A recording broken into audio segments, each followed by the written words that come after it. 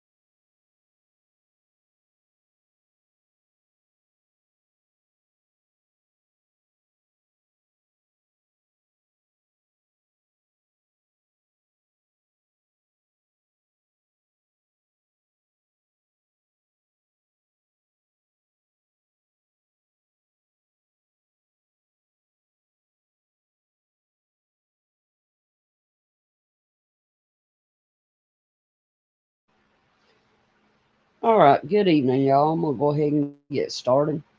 Um, I hope everybody's had a good Monday. I know how Mondays are for myself. I don't much care for them. But all right, I'm going to go ahead and jump into it. We got a couple of things to go over today. And of course, top on the list is the Omicron variant. Um, I have heard reports that it was originally found in July. Um, but we know how the government, even the world government, is. So here we go. A new surge was long anticipated and even a new variant, but the speed with which Omicron hit came as a shock to South, South Africa's health experts. We did expect that we may see a new or different variant gaining momentum in the fourth wave, but we did not really expect to see a variant with the kind of multiplicity, of mutations, and that it is capable of becoming highly transmissible and escape or evade immunity at the same time, said the expert from the University of KwaZulu Natal. This was really the shock that we had. Although the current cases are concentrated in Pretoria and Johannesburg, tests show that Omicron is already in all of South Africa's 9 provinces. National Institute of Health, NIH. Here we go with the NIH again. Director Francis Collins said Sunday that current coronavirus vaccines will most likely be effective against the newly discovered Omicron variant, but that it is too soon to tell for sure. In an interview with the Fox News Sunday, Collins pointed to the unprecedented number of mutations this variant has appears to have, making it unpredictable for the time being.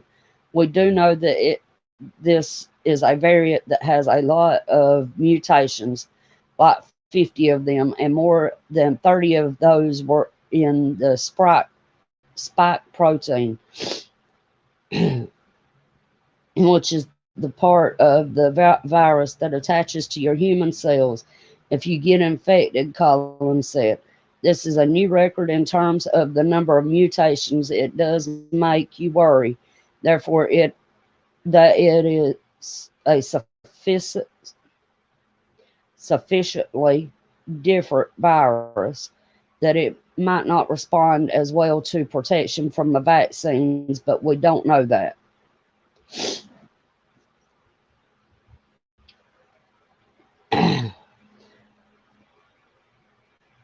Fauci said he would be astounded if the U.S. did not perform an assessment of its response to the pandemic. I think what's going to happen is that you're going to see that, Frankenstein said on Face the Nation. I would be astounded if we did not have a very serious look at what went right, what went wrong from a public health standpoint, from a local standpoint, from a global standpoint. I don't think the public should imagine this will go through with 760,000 dying and 40 plus million being infected. And we're not going to look back at this and tear it apart, examine it, do an autopsy on it, and figure it out. When asked if he wants a commission to investigate the response, Frankenstein said, absolutely, he wants one.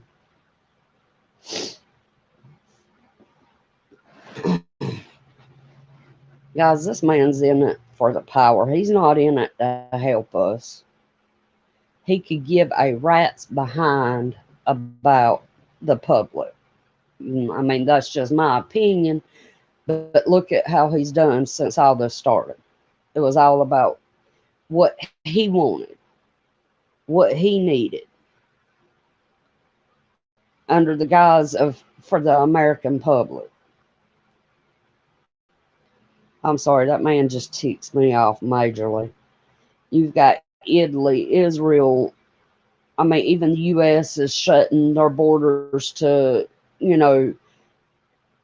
airplanes full of people from these countries. Excuse me. But when the coronavirus first come out, and even now experts say that there's a 99.7 survival rate. I'm not saying that this virus hasn't killed people, because I know it has. It took the life of one of my cousins. But still,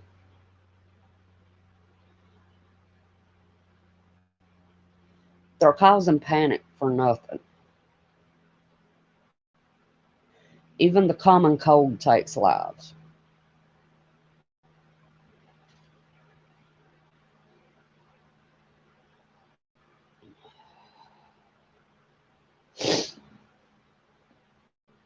Let's see what else we got here.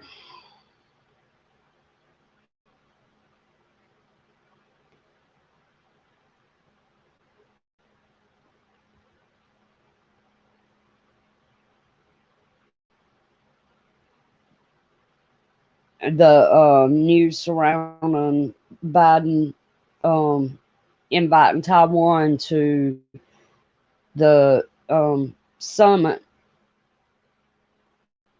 has, China enraged.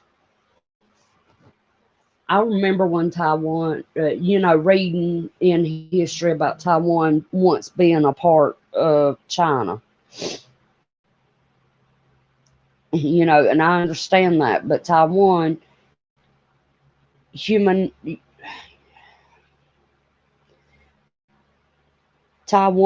have the right to secede from the motherland, just like the U.S. had the right to secede from England. China is ran by a dictator. We all know this.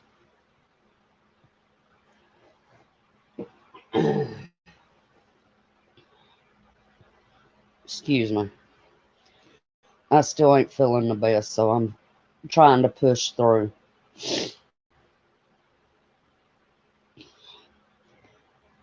Squadron Chief on Monday said the new Omicron variant of the C is a cause for concern, not a cause for panic, while maintaining that his administration's plan to combat the C this winter will not involve shutdowns or lockdowns, but rather a strategy for more widespread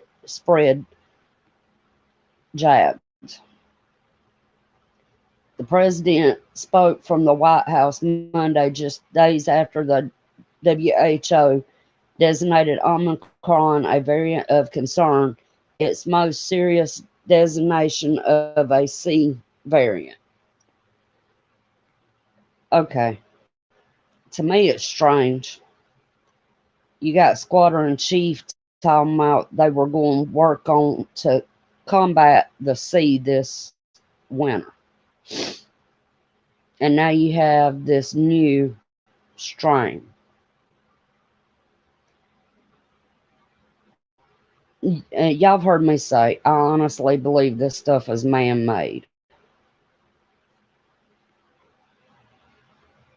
The NIH, founded by Frankenstein, is behind this. They just don't want the public to know. And that's in my opinion. Biden last week restricted travel from South Africa and 7 other countries over concerns of the heavily mutated Omicron variant of C, a move he said Monday gives the United States time. It gives us time, Squadron Chief said, noting that the American people need to understand that you have to get your jab. You have to get the jab, have to get the booster. Guys, that's all in one sentence right there. I understand the man has dementia, but come on, he reads from a teleprompter. Understand you have to get the jab, that's 1 time. You have to get this jab, that's 2 times. Then you have to get the booster.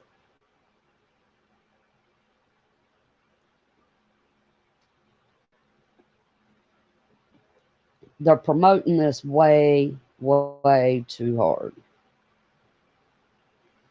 Sooner or later, we're going to see cases of this new variant here in the U.S., Biden continued. We'll have to face this new threat like we faced those that have came before. The squadron chief, though, stressed that the Omicron variant is a cause for concern, not a cause for panic. We have the best jab in the world, the best medicines, the best scientists, and we're learning more every single day, he said, adding that the U.S. will fight this variant with scientific and knowledgeable action and speed, not chaos and confusion. Squadron Chief said the U.S. has more tools today to fight the Omicron variant than the country has had before, citing jabs and boosters for adults and jabs for children.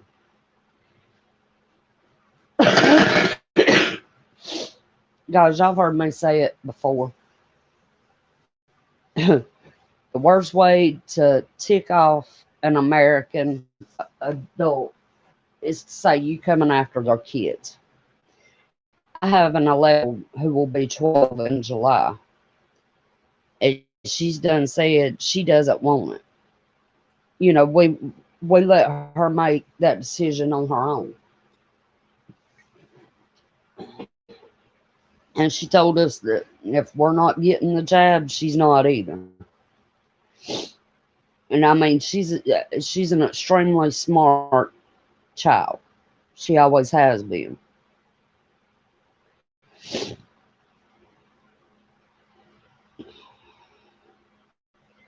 Here we go with Iran again. Woohoo! Iran and the World Powers Party to its 2015 nuclear deal have begun long-awaited talks in Vienna to restore the pact which the United States abandoned 3 years ago. Representatives of Iran, China, France, Germany, Russia, and the United Kingdom convened in the Austrian capital on Monday.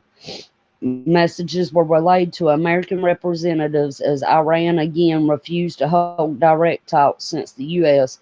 is no longer a member of the accord. After the first meeting, the European Union's Enrique Mora, who is sharing the talk, sounded optimistic. I feel positive that we can be doing important things for the next few weeks, he told reporters.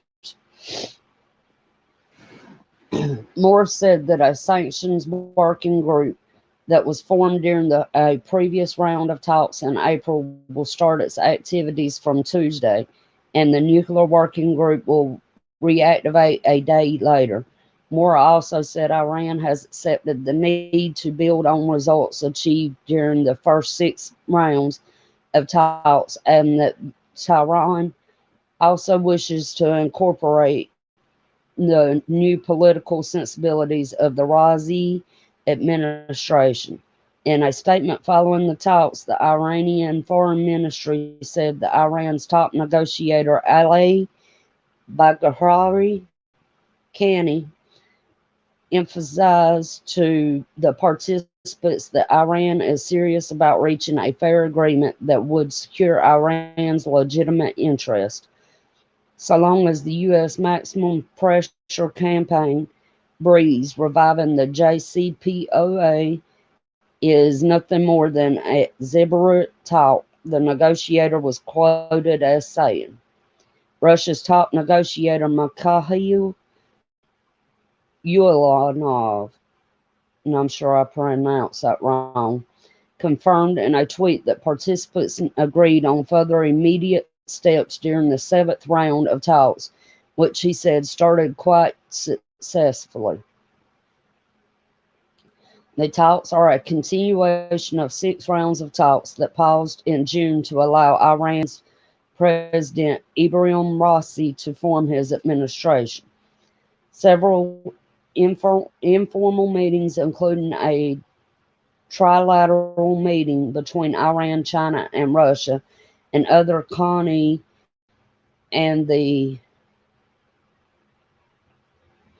EU's Mora were held on Sunday to set up the main negotiations. If successful, the talks will lift unilateral U.S. sanctions while scaling back Iran's nuclear program. But differences in the two countries' stances heading into the discussions cast doubts on the odds of success and were expected to prolong the talks. Iran has said the U.S. must accept responsibility for ringing on the accord, verifiably lift all sanctions imposed since 2018 at once, and guarantee it will not go back on its commitments again. Guys, who is these people to tell us what we have to do? I mean, Iran's like a fly on the wall that you swat with a fly flap. I'm sorry. And them going nuclear is one of the worst mistakes this world will ever make, is letting them go nuclear. Because we all know who Iran's going to go after right off the bat, and it's not going to be the U.S. It's going to be Israel. And, you know, if the U.S. agrees to lift the sanctions on Iran, and Iran goes after Israel, will the United States go fight for Israel? I really don't think so. I truly do not think so. Excuse me. Both sides had repeatedly questioned each other's commitment ahead of the talks. Iran's Bagheri told Al Jazeera last week the U.S. must accept reality and come to Vienna with the intent of lifting all sanctions. Iran's foreign ministry spokesman Saeed Khatibzadeh on Monday accused the JCPOA's European signatories of attempting to delay the lifting of the sanctions. This came in reaction to a joint article by the foreign ministers of the UK and Israel. The nuclear deal most vocal opponent, in which the two pledged to prevent Iran from obtaining a nuclear weapon. Israeli Foreign Minister Yair Lapid will on Tuesday visit France to meet President Emmanuel Macron after attending an event with British Prime Minister Boris Johnson on Monday. Israel has previously threatened Iran with direct military action. Iran maintains it is not seeking a nuclear weapon, but Western powers question the expansion of the country's nuclear program during the past 2 years, which has seen it enrich uranium up to 60% and deploy advanced centrifuges. Meanwhile, other regional players, such as members of the Gulf Cooperation Council (GCC), have welcomed the restoration, of the nuclear deal, whereas they led by Iran's major rival Saudi Arabia, previously supported Trump's maximum pressure campaign against Iran. The United Kingdom and Israel will work night and day in preventing Iran from becoming a nuclear power, the foreign ministers of the two countries wrote in a joint article. The clock is ticking, which heightens the need for close cooperation with partners and friends to thwart Tehran's ambitions. The UK's Liz Truss and her Israeli counterpart Yair Lapid wrote in the Telegraph newspaper on Sunday. Excuse me. Guys, I'm glad that at least two countries is standing up for this. I really am. We all know that Iran's been working towards having a nuclear weapon. And that's very, very dangerous. Oh, Lord, here we go with Russia. Remember back a couple of weeks ago, maybe a month ago, China launched a supersonic missile. Well, guess what? Russia's not one to be outdone. The Defense Ministry said the Admiral Gorshkov frigate in the White Sea launched the Zircon cruise missile, hitting a practice target 400 kilometers, 215 nautical miles away. The launch was latest in a series of tests of Zircon, which is set to enter service next year. Russian President Vladimir Putin has said Zircon would be capable of flying at 9 times the speed of sound and have a range of 1,000 kilometers, 620 miles. Putin has emphasized that its deployment will signify boost the capability of Russia's military. Zircon is intended to arm Russian cruisers, frigates, and submarines. It is one of several hypersonic missiles under development in Russia. Guys, China and Russia is one of the two leading countries that seek to divide the world. And I mean, that's all we need. Our country's more divided than ever, and now you have these two countries that seek to destroy the world. They seek power that they shouldn't have, in my opinion.